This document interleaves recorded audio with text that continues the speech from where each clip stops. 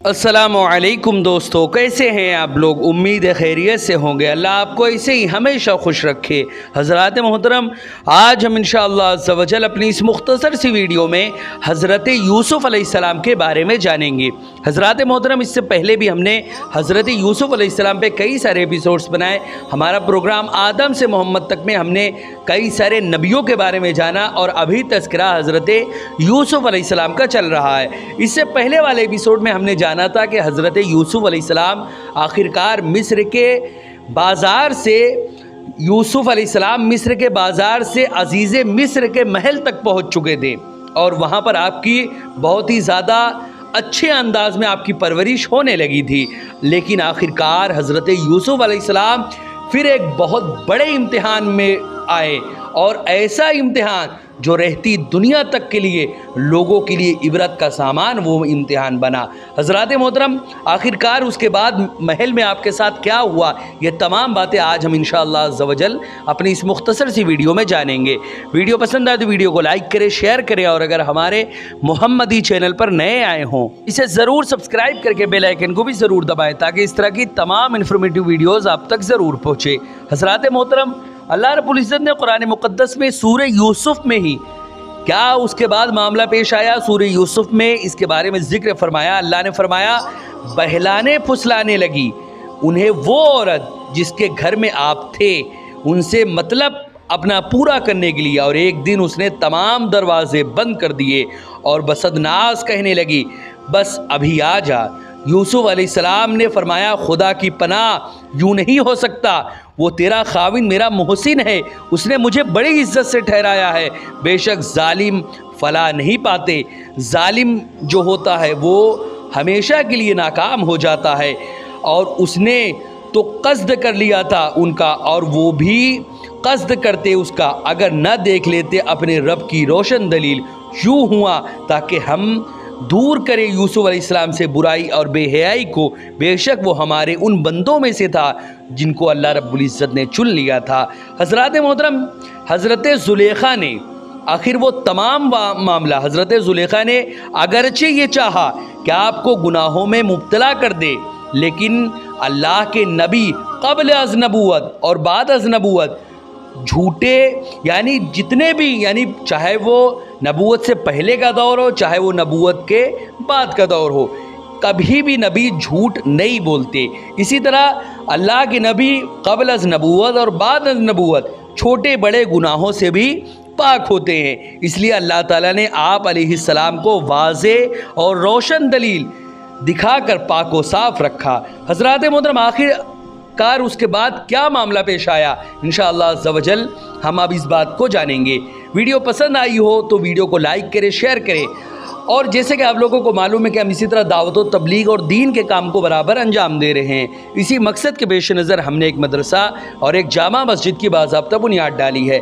आप में से कोई भी अगर हमारे मदरसे, मस्जिद या दीनी काम में डोनेट करना चाहे और हमें सपोर्ट करना चाहे तो ज़कात, सदका, फ़ितरा, अतिया, हदिया या किसी भी तरह का डोनेशन आप हमारे मदरसे, मस्जिद या दीनी काम में देना चाहें तो गूगल पे के ज़रिए, पेटीएम के ज़रिए, बैंक अकाउंट के ज़रिए या वेस्टर्न यूनियन के थ्रू, जिसके ज़रिए भी अल्लाह के रास्ते में आप डोनेट करना चाहें आप डोनेट कर सकते हैं। इनके नंबर और लिंक वीडियो की स्क्रीन और डिस्क्रिप्शन में है, आप जाएं और जो भी अल्लाह के रास्ते में डोनेट करना चाहें आप डोनेट कर सकते हैं।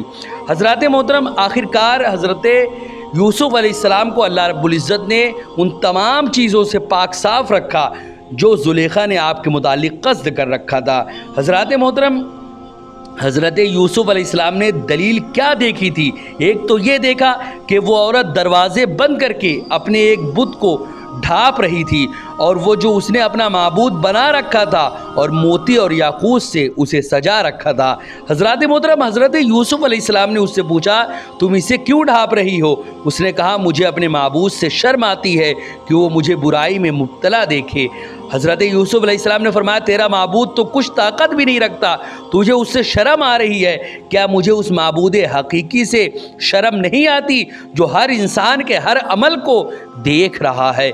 मुझसे अपनी उम्मीद वाबस्ता ना कर, तू कभी भी मुझसे अपनी हाजत में कामयाब नहीं हो सकती।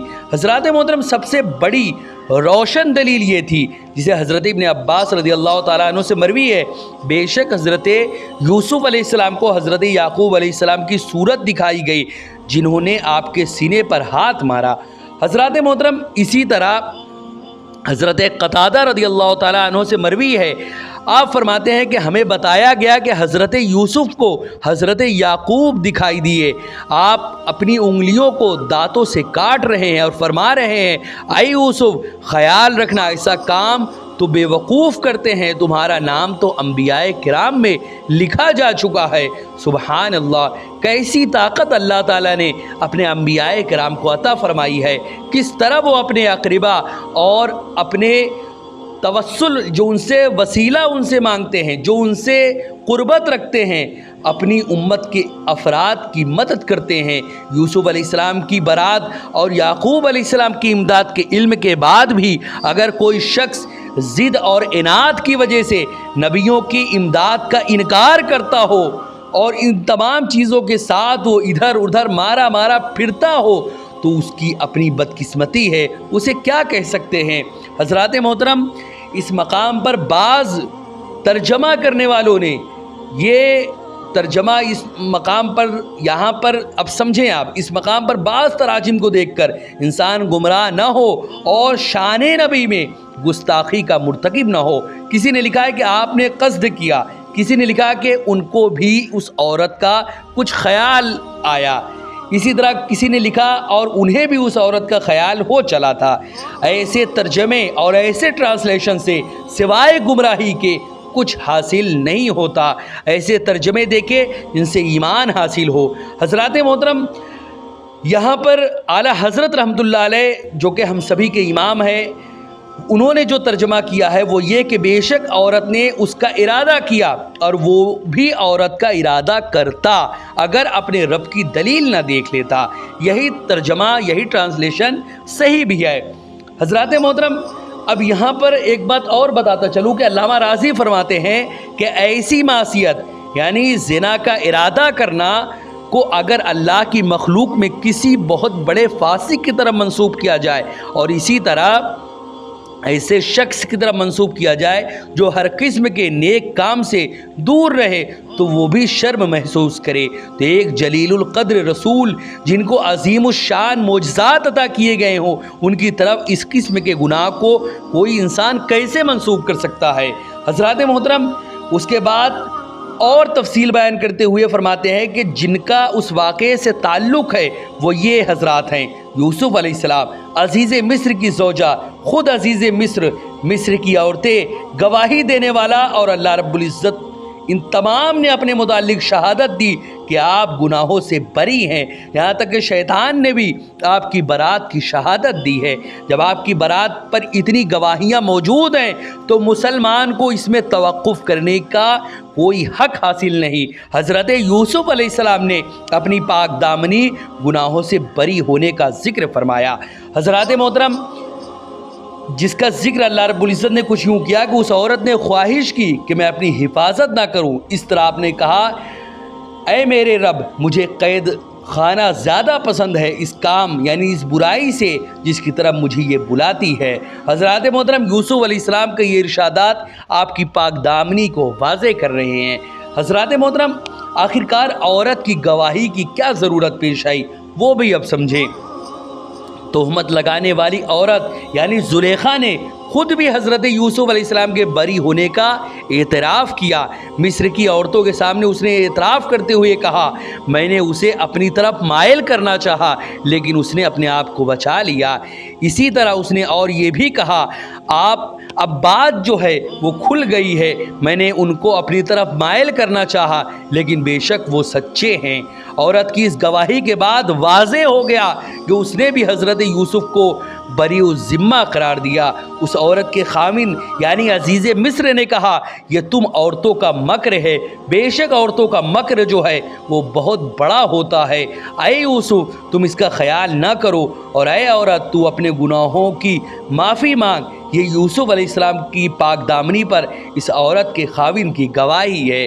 حضرات محترم، آخرکار حضرت یوسف علیہ السلام کے باطل عمل اور حرام کام کے ارادے سے بری ہونے پر گواہ کی گواہی ثابت ہے، کیونکہ شیر خوار بچہ، یعنی جو شیر خوار دودھ پیتا بچہ جو ہے یہ شہادت دیتا ہے۔ سورہ یوسف میں اللہ رب العزت نے اس کا بھی تذکرہ فرمایا۔ اللہ رب العزت نے فرمایا عورت کے گھر والوں میں سے ایک گواہ نے گواہی دی کہ اگر یوسف کی قمیص آگے سے پھٹی ہے تو عورت سچی ہے اور وہ غلطی پر ہے، اور اگر آپ کی قمیص پیچھے سے پھٹی ہے تو آپ سچے ہیں اور عورت جھوٹی ہے۔ حضرات محترم، آپ کی قمیص تو پیچھے سے ہی پھٹی تھی، لہٰذا آپ کی برات پر گواہی ثابت ہو گئی۔ گواہ بھی، اور وہ جو اس عورت کے خاندان سے ہے، اور ابھی وہ شیر خوار بھی ہے، یعنی دودھ پیتا بچہ ہے، اسی وجہ سے اس عورت کے خاوند نے عورت کو مکار کہا۔ حضرات محترم، اللہ رب العزت کی گواہی آخر کیسے اللہ رب العزت نے اپنی گواہی دی؟ یوسف علیہ السلام کے بری ہونے کی شہادت اللہ تعالیٰ نے کچھ یوں دی۔ اللہ رب العزت نے یہ فرمایا ہم اس طرح پھیرتے ہیں ان سے برائی اور بے حیائی کو، بے شک وہ ہمارا مخلص بندوں میں سے ہے۔ اللہ تعالیٰ نے یوسف علیہ السلام کے پاس ہونے کی جو شہادت اس آیت میں دی ہے وہ 4 مرتبہ ہے۔ پہلی وجہ یہ کہ ان میں سے یہ ہے کہ اللہ رب العزت نے فرمایا، یہاں پر اللہ رب العزت نے کئی سارے مقام پہ، کئی ساری جگہوں پہ اور بھی کئی ساری صورتوں سے اس چیز کی گواہی ملی کہ حضرت یوسف علیہ السلام بالکل اپنے معاملے میں سچے ہیں، اور جو ملزم ہے، جو مجرم ہے، جس نے جرم کیا ہے، جو مجرمہ ہے، وہ حضرت یوسف علیہ السلام پر لانچھن اور ان پر تہمت لگانے والی عزیز مصر کی بیوی یعنی زلیخا ہے۔ حضرات محترم، آخرکار ابلیس نے کیسے اقرار کیا کہ حضرت یوسف علیہ السلام بری ہیں؟ حضرت یوسف علیہ السلام کی پاک بازی کا اقرار ابلیس نے بھی کیا، اس لیے کہ اللہ رب العزت سے جب اس نے مہلت مانگی، اس کو قیامت تک کے لیے مہلت دے دی گئی۔ اس نے کہا، اے اللہ، مجھے تیری عزت کی قسم، میں سوائے تیرے مخلص بندوں کے تمام لوگوں کو گمراہ کرتا رہوں گا۔ حضرات محترم، اس کا یہ اقرار اس بات کو واضح کرتا ہے کہ اللہ کے مخلص بندوں کو راہ راست سے بھٹکانا شیطان کے لیے ممکن نہیں ہے، اور یوسف علیہ السلام کا مخلصین میں سے ہونا بھی یقینی ہے، کیونکہ اللہ رب العزت نے آپ کے مخلص بندوں سے ہونے کی شہادت دی ہے۔ رب کی شہادت پر یقین نہ آئے تو اور کس پر آئے گا؟ حضرات محترم، یہاں پر علامہ راضی کی ایک فیصلہ کن بات بھی اب سمجھیں۔ علامہ راضی نے اس پر کیا فرمایا؟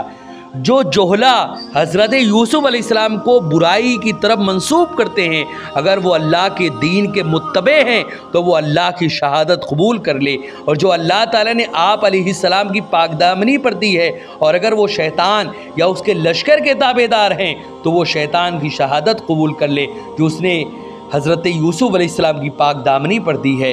یعنی انہوں نے واضح طور پر کہہ دیا کہ اگر تم اللہ کے فرما بردار ہو تب بھی تم کو یوسف علیہ السلام کو پاک دامن ماننا پڑے گا، اگر تم شیطان کے پیروکار ہو تب بھی تم کو یوسف علیہ السلام کو پاک دامن ماننا پڑے گا، کیونکہ شیطان کے ساتھ رحمان کے ساتھ ساتھ شیطان نے بھی گواہی دی ہے کہ یوسف علیہ السلام بالکل پاک دامن ہیں۔ حضرات محترم، آخرکار یوسف علیہ السلام پر عورت کا الزام کیوں لگا اور کیسے لگا؟ حضرات محترم، اللہ رب العزت نے سورہ یوسف میں اس کا بھی تذکرہ کیا، اور وہ دونوں دروازے کی طرف دوڑے اور عورت نے ان کی قمیص پیچھے سے پھاڑ دی، اور دونوں کو عورت کا خاوند دروازے کے پاس ملا۔ بولی، کیا اس کی سزا جس نے تیری گھر والی سے بدی چاہی، مگر یہ کہ قید کیا جائے یا دکھ کی اس کو مار دی جائے؟ حضرات محترم، جب عورت نے آپ کو اندر بند کر دیا تو آپ علیہ السلام نے اپنے آپ کو گناہوں سے بچانے کے لیے دروازے کی طرف بھاگنا شروع کیا تاکہ دروازہ کھول کر باہر نکل جائے۔ عورت نے پیچھے بھاگنا شروع کیا تاکہ آپ کو پکڑ لے۔ آپ کو پکڑنے میں تو کامیاب نہ ہو سکی، البتہ آپ کی قمیص پیچھے سے اس نے پکڑ لی۔ چونکہ آپ دوڑ رہے تھے، دوڑتے ہوئے قمیص پکڑنے کی وجہ سے پیچھے سے پھٹ گئی۔ حضرات محترم، اس کے بعد آخر کیا معاملہ پیش آیا؟ جب یوسف علیہ السلام کو وہ نہ پکڑ پائی تو اس کے بعد اس نے اپنے شوہر سے کیا کہا، یوسف علیہ السلام کو جیسے ہی پکڑنا چاہا ان کا کپڑا ہاتھ میں آ گیا اور وہ آگے بھاگ گئے، اور وہ عورت حضرت یوسف علیہ السلام کا کپڑا پکڑی ہوئی تھی، حضرت یوسف علیہ السلام کا کپڑا پھٹ گیا، اور جیسے ہی دروازہ کھلا عزیز مصر سامنے کھڑا تھا۔ اس کے بعد کیا معاملہ پیش آیا، کیا عزیز مصر نے کہا اور حضرت یوسف علیہ السلام کے ساتھ کیا معاملہ ہوا، یہ ہم نیکسٹ ایپیسوڈ میں جانیں گے۔